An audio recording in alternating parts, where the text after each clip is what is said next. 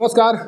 बिहार सरकार के मंत्रिमंडल विस्तार किए जाने के क्रम में भाजपा के एमएलसी संतोष कुमार सिंह जी को इस मंत्रिमंडल में शामिल किया गया है। उन्हें श्रम संसाधन मंत्रालय दिया गया है। जब से इन्हें मंत्रिमंडल में शामिल किया गया है उसके बाद से जितने भी भभुआ और रोहतास के कार्यकर्ता हैं, जितने नेता हैं, वो अपने आप को गौरवान्वित महसूस कर रहे हैं। कारण कि ये एक तरह से रोहतास और भभुआ के कार्यकर्ताओं का सम्मान किया गया है सरकार की ओर से। हमारे साथ अभी एमएलसी संतोष कुमार सिंह जी हैं। इन्हें एक बहुत बड़ी जिम्मेदारी मिली है, कारण कि इनका जो मंत्रालय है वो सीधे तौर पर मजदूरों की ज़िंदगी से जुड़ा हुआ है। कुछ इस तरह का कार्य अगर इनके द्वारा किया जाता है तो जितने भी असंगठित क्षेत्र के जो भी मजदूर हैं शायद उनकी ज़िंदगी संवर जाएगी। कारण कि सबसे ज़्यादा संघर्ष असंगठित क्षेत्र के रहने वाले मजदूरों को करना पड़ता है ज़िंदगी चलाने के लिए। हमारे साथ अभी मंत्री जी हैं। सर, सबसे पहले तो हमारे चैनल की ओर से आपको बधाई, आप मंत्री बनाए गए हैं। बहुत बहुत धन्यवाद, बहुत बहुत धन्यवाद। सर, जब से मंत्री बनाए गए हैं इस क्षेत्र में बहुत से ऐसे कामगार हैं जो अपने आप को एक तरह से गौरवान्वित महसूस कर रहे हैं। उन्हें लग रहा है कि उनकी समस्याओं का समाधान जो अभी तक नहीं हो सका है अब हो जाएगा। मंत्री बनने के बाद किस तरह की तैयारी है उन लोगों की समस्याओं को दूर करने के लिए जो बहुत दिनों से अपनी समस्याओं से जूझ रहे हैं, खासकर जो मजदूरी वर्ग के लोग हैं वो? सबसे पहले तो आपके चैनल के माध्यम से केंद्रीय नेतृत्व और प्रदेश नेतृत्व के प्रति मैं आभार प्रकट करता हूं कि हम पे भरोसा पार्टी ने की है और एक बड़ी जिम्मेवारी दी है।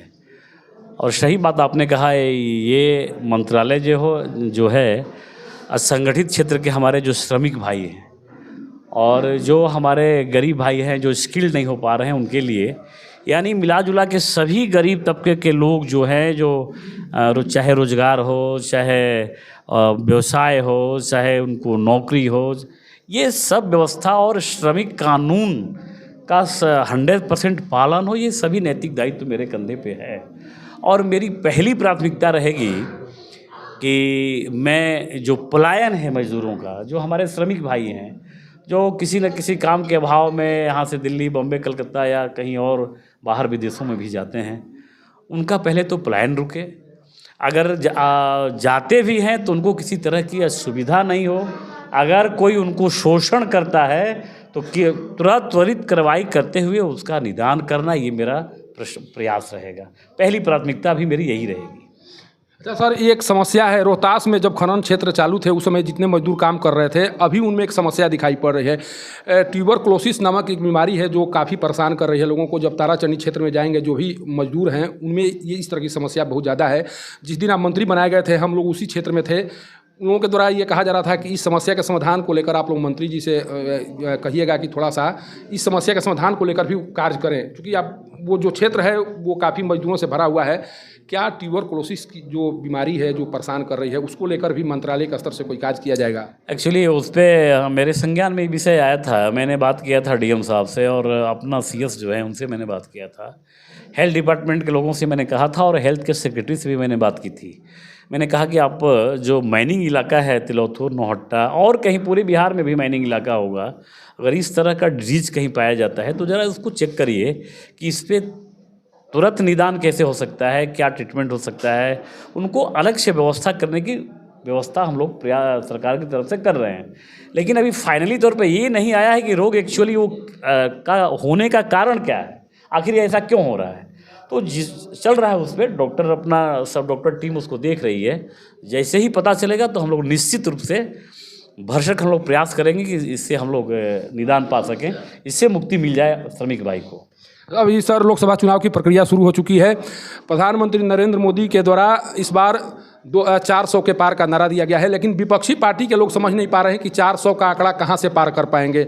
अगर आपको समझ में आ रहा है कि 400 का आंकड़ा जो नारा दिया गया है उसको पार कर पाएंगे तो हम चाहेंगे कि लोगों को, जो विपक्षी पार्टियां हैं, उन्हें समझाने की कृपा करें कि कम से कम वो करें कि ये हवा हवाई है। ये जो नारा दिया गया है एक तरह से हवा हवाई है, लोगों को एक तरह से डार्क में रखने की कोशिश की जा रही है और इसी के माध्यम से उस किला को फतह करने की तैयारी चल रही है। अगर आप समझ पा रहे हैं कि मोदी जी जो कह रहे हैं वो इस आधार पर करना है उनको, तो थोड़ा जो आपके अंदर में जो डाटा है उसको बताने की सर कोशिश। देखिए पहले तो ये बात है कि उन लोगों को भरोसा नहीं हो रहा है, उन लोगों को दिख नहीं रहा है।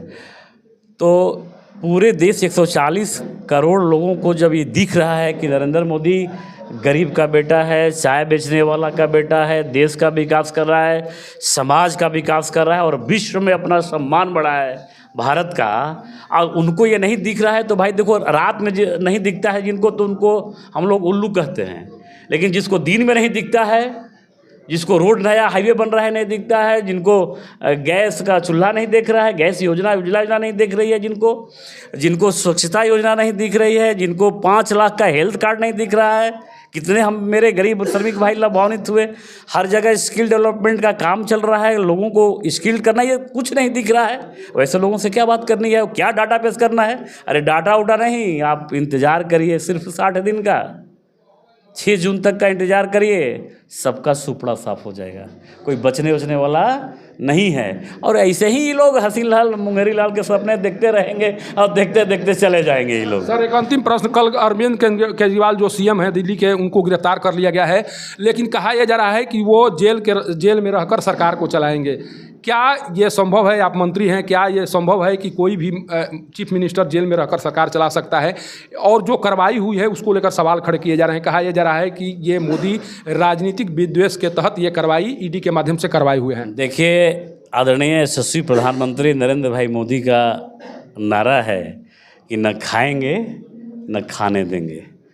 उसके तहत जितने मेवा खाने वाले लोग हैं, जितने करप्ट लोग हैं पूरे देश के, चाहे जो पॉलिटिशियन हो या कोई हो, उसको प्रधानमंत्री नरेंद्र मोदी और बिहार के मुख्यमंत्री आदरणीय नीतीश कुमार की जो गवर्नमेंट है, 0 टॉलरेंस पे काम करती है।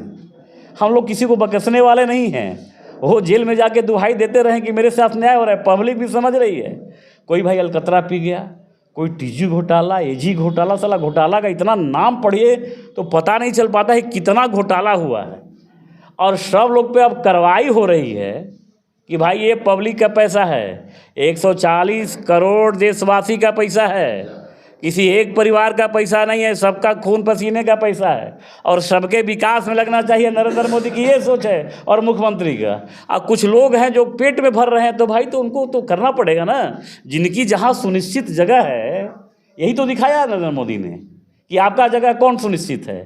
आप देश के कुर्सी पर बैठने वाले हैं या गुड गवर्नेंस वाले हैं या समाज सेवक हैं या समाज प्रधान हैं कि या फिर जेल में रहने की आपकी जगह है। तो जिनको जहां जगह सुनिश्चित है इस सरकार में, आप भरोसा रखिए मोदी के गवर्नमेंट पे और नीतीश के गवर्नमेंट पे विश्वास रखिए कि जिनकी जहां व्यवस्था है, जिनकी जहां जगह है, कुछ दिन आगे पीछे वो वहीं पहुंच जाएंगे अपने आप। यह हैं मंत्री, श्रम संसाधन मंत्री संतोष कुमार सिंह जी।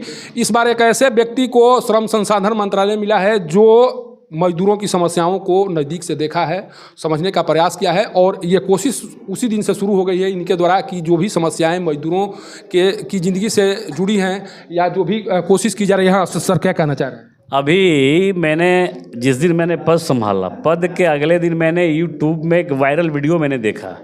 एक मेरा तिलौथू का मजदूर, 60 मजदूर नोएडा में पैसा मांग रहा था, कोई बिल्डर उसको पैसा नहीं दे रहा था। अब मैंने वीडियो देखा और मैं दिल्ली में था उस दिन। जब मैंने वीडियो देखा, मैंने तुरंत सेक्रेटरी को फ़ोन किया और मैंने वीडियो भेजा उनको, कहा कि भाई इसको 2 घंटे के अंदर त्वरित कार्रवाई करिए। ये विदेश का मामला नहीं है, इंडिया का मामला है, इस भारत देश का मामला है। तुरंत मैंने दिल्ली सेक्रेटरी को फ़ोन किया, दिल्ली का लेबर इंस्पेक्टर तुरंत उसके पास गया और सभी मजदूर का पैसा बजाबते वेतन दिलवाया। मात्र 3 घंटे में कार्रवाई हुई। देखिए, यही इसीलिए कहा जा रहा है कि जब इनके बारे में पता चला कि श्रम संसाधन मंत्रालय इनको मिला है, सबसे ज़्यादा खुशी मजदूरों के द्वारा व्यक्त की गई। जब हम लोग जिस समय इन्हें मंत्री बनाया जा रहा था, उस समय वहाँ जो ताराचंडी का क्षेत्र था वहाँ पर हम लोग मौजूद थे। इसीलिए मजदूरों के द्वारा कहा जा रहा था कि जो समस्याएं हैं उन समस्याओं का समाधान अब होने वाला है। कारण कि अपनी बातों को वहाँ तक हम नहीं पहुँचा पा रहे थे, जहाँ तक पहुँचाने के बाद समस्याओं का समाधान हो सकता था।